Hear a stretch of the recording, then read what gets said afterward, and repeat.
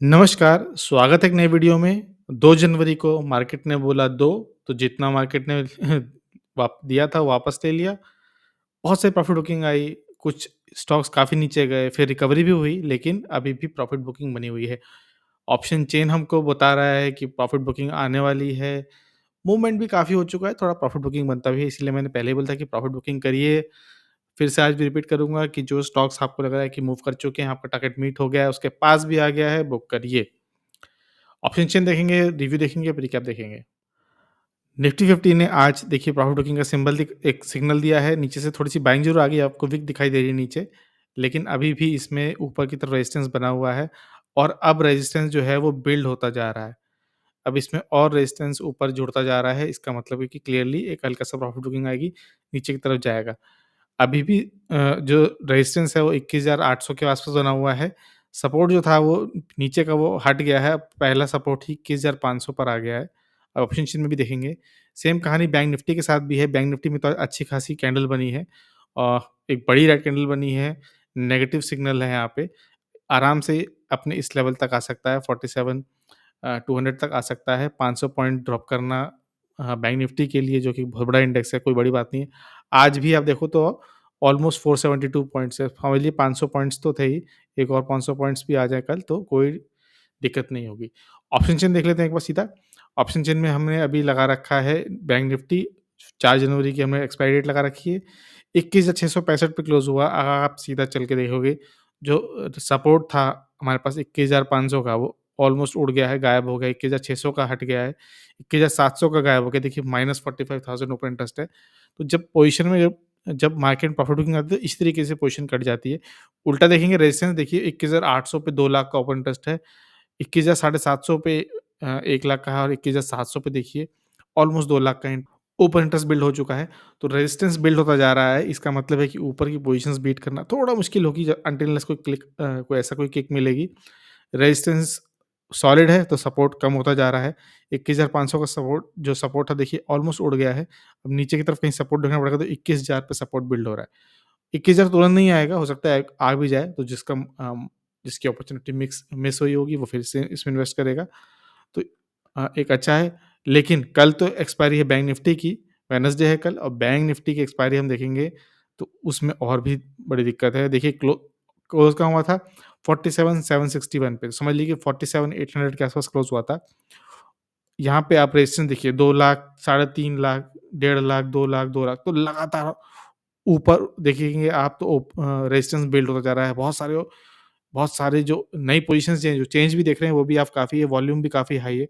तो open interest बनता जा रहा है, रेजिस्टेंस बढ़ता जा रहा है, सपोर्ट देखिए गायब होता जा रहा है यहाँ पे। तो कहाँ सपोर्ट्स जो पहले हमको दिख रहा था यहाँ से उड़ चुका है। तो क्लियरली एक साइन है कि प्रॉफिट बुकिंग आएगी। आपने अगर प्रॉफिट बुकिंग नहीं की है तो प्लीज़ प्रॉफिट बुकिंग करिए। हमने पहले भी डिस्कस किया था, बहुत सारे स्टॉक्स हैं जैसे रिलायंस हमने लास्ट टाइम डिस्कस किया था। अगर आपका टारगेट मीट हो गया है तो प्लीज़ बुक करिए यहाँ से। ब्रिटानिया हमने डिस्कस किया था, अगर आपका ब्रिटानिया में आपका टारगेट मीट हो गया हो शॉर्ट टर्म पे निकलिए। देखिए प्रॉफिट हम जब तक प्रॉफिट बुक नहीं करेंगे, नेक्स्ट इन्वेस्टमेंट कैसे करेंगे? हम कोई म्यूचुअल फंड तो चला नहीं रहे कि हमारे पास आएगा, हमारी लिमिटेड सैलरी, लिमिटेड इन्वेस्टमेंट, उसी हिसाब से करेंगे। आर्गेनिक केमिकल्स था, उसमें भी हमारा अगर आपका शॉर्ट टर्म टारगेट मीट हो गया हो, तो प्लीज़ प्रॉफिट बुक करिए। आज तो इसने हल्का सा नेगेटिव क्लोज़ किया है वॉल्यूम के साथ, तो हो सकता है कि वापस नीचे आना शुरू करे। तो प्रॉफिट बुकिंग मस्ट है। बाइंग पे आ जाते हैं, डेटा पैटर्न्स हमने कल भी डिस्कस किया था। देखिए, सपोर्ट पे आ गया था और यहाँ पे 200 डेमा भी था। अगर आप यहाँ प्लेस करोगे तो कोई क्लियरली 200 डेमा था।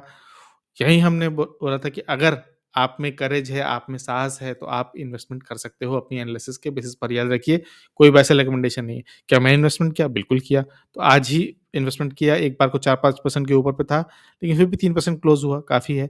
अगला सबसे पहला रेजिस्टेंस इसको मिलेगा 1960 पे आस-पास। उसके बाद वापस हम अपना जर्नी देखेंगे। हमारा देखिए, अगर आपका लॉन्ग टर्म इन्वेस्टमेंट नहीं है, तो आप इसमें आराम से इसमें आपके पास अपॉर्च्युनिटी 15% स्विंग की है।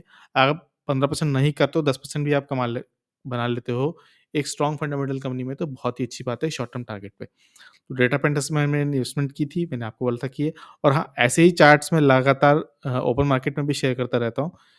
917 पे ही मैंने किया था कि टुडे डेमा से सपोर्ट दिख रहा है, अगर आपके पास करेज है, पेशेंस है, बिल्कुल जाइए। देखिए मार्केट रिवॉर्ड करता है हमेशा।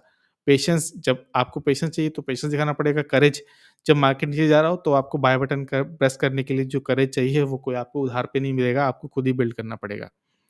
तो इसी तरह से बिल्ड होना पड़ेगा और इसीलिए मैं कहता हूँ फंडामेंटल स्ट्रॉन्ग कंपनीज़ में जानना चाहिए। थोड़े दिनों पहले 1 जनवरी को वोडाफ़ोन में देखिए लगातार 20-20% का ऊपर सर्किट लग रहा था।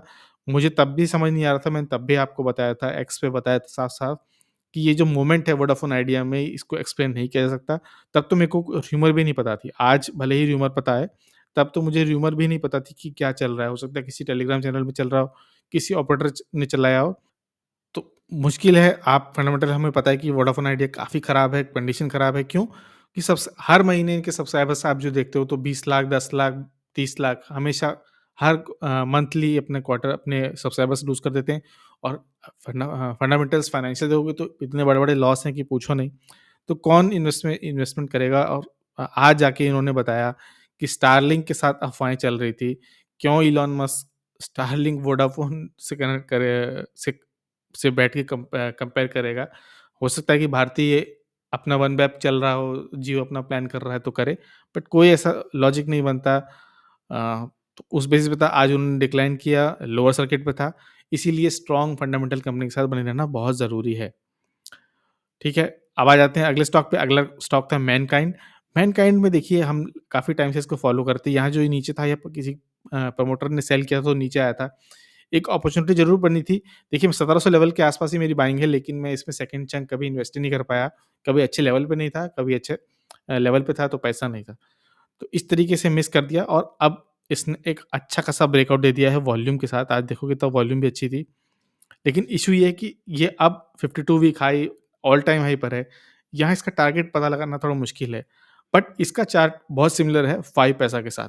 अगर मैं 5 पैसा का चार्ट खोलूँ, आपको दिखाई देगा कि सिमिलरली इसी लेवल पे इसने कंसोलिडेट किया था। एक ब्रेकआउट, रीटेस्ट, फिर हल्का-सा रीटेस्ट और फिर मूवमेंट।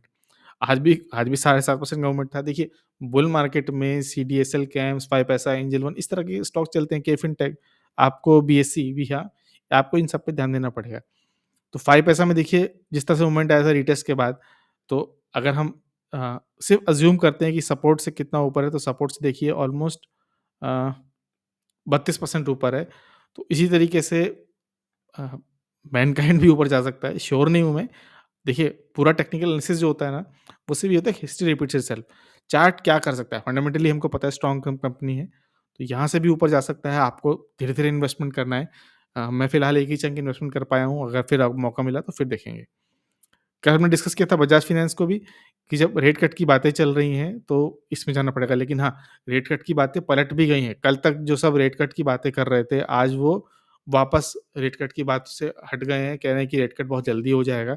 यूएस मार्केट देखेंगे तो देखिए क्रूड तो नहीं उछला है, लेकिन अब एस-एंड-पी 500 देखोगे तो वहाँ प्रॉफिट बुकिंग दिख रही है, नैस्डैक वहाँ प्रॉफिट बुकिंग दिख रही है। डाउ जोन्स हल्का फ्लैट टाइप का है, नीचे से रिकवर कर गया है। वोलेटिलिटी इंडेक्स जो यूएस का है देखिए काफ़ी बढ़ चुका है। डॉलर इंडेक्स भी हल्का-हल्का ऊपर जा रहा है, पर ऐसी बात नहीं, पहले भी ऊपर जा चुका था। कुछ भी सीधे नीचे ऊपर नहीं जाता, थोड़ा-सा अप डाउन करता रहता है। लेकिन क्लियरली एक साथ ज़रूर दिख रहा है। एप्पल का आप स्टॉक देखेंगे -3%, नेटफ्लिक्स -3%, माइक्रोसॉफ्ट ये भी -2%। तो एक प्रॉफिट बुकिंग ज़रूर दिख रही है यूएस मार्केट में, तो हम इस बात का ध्यान रखेंगे। बट हम पहले भी डिस्कस कर चुके हैं कि देखिए जो इसका सपोर्ट था ऊपर जा रहा है, इसका ऊपर जा रहा है, तो लगातार हायर लो बनाता जा रहा है और अगला मूवमेंट कभी भी आ सकता है। तो बजाज फाइनेंस आपके पास होना चाहिए, बहुत ही अच्छी प्लेस्ड है ये कंपनी, इसको कम्पीट करने के लिए भी कोई इसके आस-पास भी नहीं है, तो एक मोट है इसका अपने पास। जियो फाइनेंस भी इसके आस-पास नहीं है, तभी तो शुरू भी नहीं की उसने अपनी जर्नी, तो एक अच्छा पॉइंट था, अगर आप बने हो तो अच्छी बात है।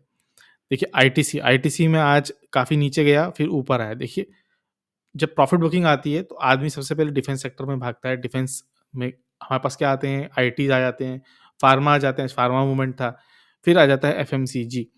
तो एफएमसीजी में कल भी हो सकता है कि थोड़ा-सा प्रॉफिट बुकिंग आए, नए इन्वेस्टमेंट उसमें आए, तो हमको ध्यान रहना है कि इसमें भी कि जब प्रॉफिट बुकिंग आती है तो आदमी डिफेंसिव सेक्टर की तरफ जाता है, तो आपको आईटीसी इस तरह से आपके पास होना चाहिए जो नीचे जाके भी ऊपर आ चुका है। हिंदुस्तान यूनिलीवर में भी आज प्रॉफिट बुकिंग आई, देखिए अच्छा ये चार्ट पैटर्न जो है, ये ऊपर जाके ये 3 कैंडल्स जो हैं बिल्कुल अच्छा नहीं है, लेकिन अगर नीचे आया तो फिर इन्वेस्टमेंट करेंगे, ऊपर आया तो छोड़ देंगे। जेपी पावर हम देख रहे हैं, जयप्रकाश पावर मैं कल भी देखा था, मैंने परसों भी देखा था, बट ये फंडामेंटली स्ट्रॉन्ग कंपनी नहीं है।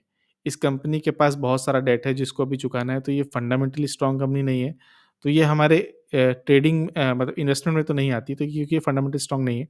बट अगर आप ट्रेडिंग करते हो, इसमें इंटरेस्ट रखते हो, तो पोल फ्लैग का ब्रेकआउट दे दिया है। नेक्स्ट टारगेट जो होगा इसका ₹19.65 के आसपास होगा। तो अगर आप ट्रेडिंग करते हो, तो स्ट्रिक्ट स्टॉप लॉस लगा के आप इसमें कर सकते हो, याद रखिए। सिर्फ टेक्निकल एनालिसिस से फंडामेंटली अभी भी जेपी पावर बिल्कुल भी अच्छी कंपनी नहीं है फिलहाल। एक्विटास एक्विटास आज भी मूवमेंट था, एक टाइम तो मुझे लगा कि आज फ्रेश ब्रेकआउट आएगा, 112 के पास पहुँच गया था, लेकिन प्रॉफिट बुकिंग के चक्कर में फँस गया। देखिए, इसमें अच्छा खासा कप एंड हैंडल बना हुआ है, कप हैंडल का ब्रेकआउट भी आया हुआ है। अ, यहाँ पे अच्छी कैंडल नहीं बन रही है। अगर आप सीधा चलते हैं ट्रेडिंग व्यू पे, ट्रेडिंग व्यू क्या करते हैं, ड्राइंग्स बहुत सारी सेव कर लेता है, तो थोड़ा बेनिफिट मिलता है। तो क्लियरली कप हैंडल का ब्रेकआउट वैसे भी आ चुका है, लेकिन अभी भी अपने 117 के टारगेट से नीचे है। अगर आपको इक्विटास फाइनेंस बैंक के फंडामेंटल ठीक लगता है, तो आप इसमें अपॉर्चुनिटी देख सकते हो। एक चीज़ जो मैं आपको डिस्कस करना भूल गया कि यूएस बॉन्ड्स में भी ना थोड़ी-सी मूवमेंट आई है, थोड़ा-सा इसने जंप करना शुरू किया है। ये 10 ईयर की यील्ड है, और अगर आप 2 ईयर का देखोगे तो उसमें भी हल्का-सा जंप आ रहा है। तो इस तरह के अप डाउन्स आते रहते हैं, ऐसा नहीं कि पहली बार आया, पहले भी इसमें इस तरह के मूवमेंट आते हैं, लोग प्रेडिक्ट करते रहते हैं। तो आपको अपने फंडामेंटली स्ट्रॉन्ग स्टॉक्स में बने रहना है और टिके रहना है, अपनी कन्विक्शन के साथ टिके रहना है, दूसरों के बात पे नहीं आना है। हाँ, कल एक हमारे पास ट्रिगर है, कल अदानी एंटरप्राइज़ेज़ हमारे वॉच लिस्ट में ज़रूर होगा। 10:30 बजे सुप्रीम कोर्ट का फैसला आएगा अदानी हिंडनबर्ग केस के चक्कर में। मेरा एक्सपेक्टेशन है कि पॉज़िटिव ही होगा अदानी के लिए, बट स्टिल मार्केट में फ्लक्चुएशन, वोलेटिलिटी काफ़ी रह सकती है।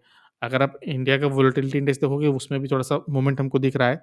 कल काफ़ी रहेगा, तो याद रखेंगे कि 10:30 बजे रिज़ल्ट आना है, फैसला आना है, रिज़ल्ट बोल रहा हूँ, फैसला आना है, तो उसमें वोलेटिलिटी बढ़ सकती है। अगर आप फ्यूचर ऑप्शंस करते हो, तो याद रखना उसमें भी वोलेटिलिटी बहुत हो सकती है, स्टॉक का प्राइस मूव कर सकता है।